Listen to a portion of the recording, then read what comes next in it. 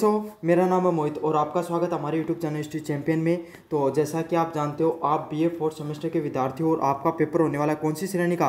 Minor श्रेणी का जो पेपर होने वाला है, जिसको आपको पता है पास करना अनिवार्य है। नहीं करोगे तो बैक रह जाएगी और अगले साल फिर से आपको इस एग्ज़ाम को देना होगा और झोड़ों भर के 15-20 पेपर लेके कट जाओगा। लास्ट में ये इतना पेपर पास करना पड़ेगा। अब थान बेरो बहुत ज़्यादा पेपर होना का, तो अच्छे से पढ़ लो और ये पेपर ना भी पास कर लो। और पास कठिन कर लोगा यूनिवर्सिटी चैंपियन से पढ़ के ही पास कर पाओगा।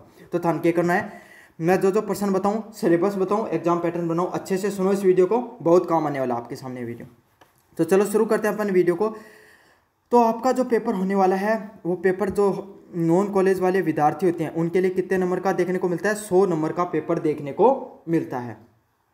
पास होने के लिए कितने अंक चाहिए आपको? टोटल 40 अंक है वो पास होने के लिए चाहिए। तो आपके सामने जो नॉन कॉलेज वाले विद्यार्थी होते हैं उनके लिए 100 अंक का पेपर होता है और पास होने के लिए कितने अंक चाहिए आपको? टोटल 40 अंक है वो टोटल चाहिए होते हैं पास होने के लिए। रेगुलर वाले विद्यार्थियों की बात करूँ तो रेगुलर वाले विद्यार्थियों के 70+30 पे एग्जाम पैटर्न देखने को मिलता है। 70 नंबर का आपको पेपर होता है जो रेगुलर वालों का। 30 नंबर का आपके सामने इंटरनल एग्जाम होती है और इसमें से आपको 28 नंबर है वो टोटल चाहिए होते हैं पास होने के लिए। तो इस प्रकार से आपका एग्जाम का पैटर्न रहता है। तो एग्जाम आज सिलेबस बताऊं, इससे पहले चैनल को सब्सक्राइब कर दो। आप में से 90% बच्चे सब्सक्राइब नहीं करके रखते हैं। वीडियो को लाइक कर दो और अपने दोस्तों को जरूर से शेयर कर देना है। अब बात करें आपका जो पेपर होगा women in the Indian society, इससे संबंधित जितने इंपॉर्टेंट क्वेश्चन के बारे में। यूनिट फर्स्ट की बात करूँ, यूनिट फर्स्ट में क्या है? Exploring the aspects of the history of womens in India. तो भारत में जो महिलाओं की स्थिति है उनके बारे में, उनके इतिहास के बारे में आपको बताना है। अंडरस्टैंडिंग जेंडर्स, महिला और पुरुषों के बारे में आपको अच्छे से समझ करनी है। पैट्रियार्कल, पैट्रियार्कल एंड मैट्रिकल, मतलब एक एक समझाऊंगा। पितृ सम्मत, मतलब ऐसी जगह, ऐसा समाज जहाँ पर जो पुरुषों का पुरुष प्रधान समाज, उसके बारे में। पैट्रा लोकेलिटी, जहाँ पर पुरुषों की ही प्रधानता, पुरुष ही जहाँ पर ज़्यादा रहते हैं। मैट्रियार्की, जहाँ पे मातृत्व समाज देखने को मिलता है, उससे संबंधित आपके सामने प्रश्न करने हैं यूनिट फर्स्ट में। यूनिट सेकंड में वुमेन इन एंशिएंट इंडिया, तो प्राचीन भारत में महिलाओं की क्या स्थिति थी, इससे संबंधित आपको बताना है। Evolution of the patriarchy in early India, और भारत की जो पुरानी जो परंपराएं थी पैट्रियार्की की, जो पितृ सम्मत देश था भारत, उसमें किस किस प्रकार से इवोल्यूशन देखने को मिला, कैसे कैसे भारत वो धीरे धीरे मातृ सम्मत बनता जा रहा है, जहाँ पर महिलाओं की भागीदारी भी बराबरी को देखने को मिलती है। अगला है वुमेन एंड वर्क, महिलाएं और कार्य। Voice from the Sangam corpus, तो संगम कॉर्पस के द्वारा महिलाओं को लगातार कार्य करने के लिए जो प्रयास किए गए उस पर आपको चर्चा करनी है। उससे संबंधित प्रश्न आपके सामने देखने को मिलेंगे यूनिट नंबर सेकंड से। यूनिट थर्ड की बात करें आपके सामने, वुमेन इन मिडेवियल भारत, मध्यकालीन भारत में महिलाओं की स्थिति क्या होती है। इसमें क्या देखने को मिलता है? Politics of the harem and the public sphere, तो जो राजनीति होता है उसके अंदर जो पब्लिक स्पेयर होता है, मतलब जो पूरा का पूरा पब्लिक स्पेयर, मतलब जो सामाजिक प्रणाली होती है, इसमें आपके सामने वुमेन क्वींस एंड भक्त, महिला जो भारतीय जो परंपराएं रही मध्यकालीन में, उसमें जो आपके सामने महिलाएं जो रानी बनी और भक्ति आंदोलन में महिलाएं देखने को मिली, मीरा जैसी, उनसे संबंधित आपको बताना है।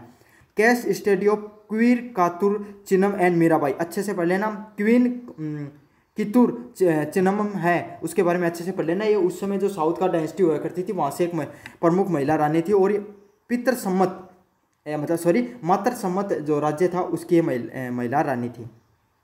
यूनिट नंबर 4 की बात करें, वुमेन इन मॉडर्न इंडिया, तो आधुनिक भारत में महिलाओं की क्या स्थिति है। डिबेट ऑन वुमेन एजुकेशन, महिलाओं की शिक्षा पर डिबेट करना आपको बताना है। वुमेन पार्टिसिपेशन, महिलाओं की भागीदारी के बारे में बताना है। भारतीय जो नेशनल मूवमेंट है, भारतीय जो स्वतंत्रता आंदोलन, उसमें महिलाओं की क्या भागीदारी थी। पार्टीशन, जो भारत पाकिस्तान के बीच में आपको जो पार्टीशन देखने को मिला।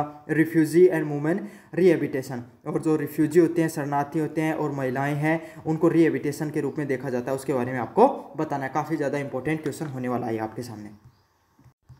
तो यूनिट फर्स्ट से जो आपके सामने 3-4 मतलब 5-6 इंपॉर्टेंट क्वेश्चन है जो आपको अच्छे से पढ़ के चले जाने हैं, वो कौन से हैं देखेंगे अपन, और आपके इसकी सॉल्यूशन पीडीएफ टेलीग्राम चैनल पे मिल जाएगी। टेलीग्राम चैनल जोर से ज्वाइन कर लेना।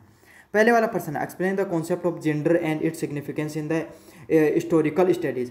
जो लैंगिकता है, जेंडर है, उसकी अवधारणा को और इतिहास अध्ययन की महत्व को स्पष्ट कीजिए। तो आपको जो लैंगिक है, जेंडर की जो अवधारणा है, उसकी अवधारणा को बताना है और उसके इतिहास में अध्ययन के बारे में आपको अच्छे से बता देना है।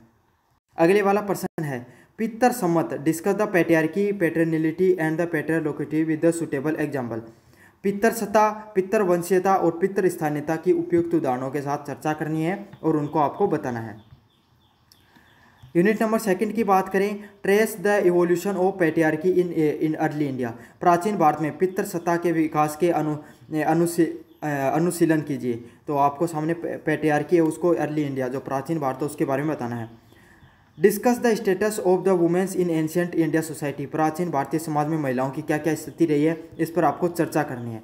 डिस्कस करना आपको प्राचीन भारतीय समाज में महिलाओं की स्थिति के बारे में। यूनिट नंबर 3 की बात करें, examine the politics and the harem and in the relation with the public sphere. हरम में राजनीति तथा सार्वजनिक जो क्षेत्र उसके संबंध में आपको बताना है। तो मध्यकालीन भारत में आपके सामने महिलाओं के जो हरम देखने को मिलते थे मुगल साम्राज्य के द्वारा उसके बारे में आपको अच्छे से बताना है। Discuss the role of women in the work and the sphere reference of the Sangam corpus. Sangam साहित्य के संदर्भ में आपके सामने कार्य क्षेत्र में महिलाओं की क्या भूमिकाएं हुआ करती थी उसके बारे में आपको अच्छे से बता देना है। यूनिट नंबर 4 की बात करें, रानी कित्तूर चेन्नम्मम और मीराबाई के योगदान की विवेचना कीजिए। आपको क्या करना है, evaluate the contribution of the queen Kittur Chennamma and Mirabai. अगले वाला, write the note of women participation in the Indian national movement. भारतीय राष्ट्रीय आंदोलन में महिलाओं की भागीदारी पर आपको क्या करनी है, टिप्पणी करनी है। तो यह आपके सामने history of womens in India में जितने भी इंपॉर्टेंट क्वेश्चन होने वाले हैं सारे के सारे मैंने आपको बता दिए। आप जाकर अच्छे से पढ़ लेना। धन्यवाद।